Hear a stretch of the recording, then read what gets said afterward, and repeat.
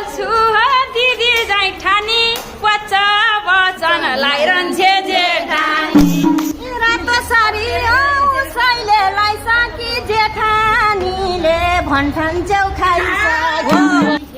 राम्री घर हो बस्या छेउ घरको भन्ठान्या छेउ म सासु सराको यता हो जो खाउन ठुलो तिम्रो भन्दा मेरै समान ठुलो रिस गरे छौ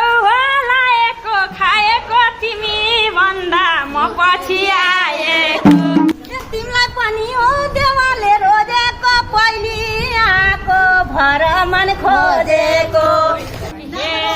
सधैँ व्यवहार हो गरे छौ हेपेर दुःख पाइसे भनेर चेपेर आज मलाई हो तिमीले के भनी छौ प्यावा ल्याइ छौ म भन्दा धनी छौ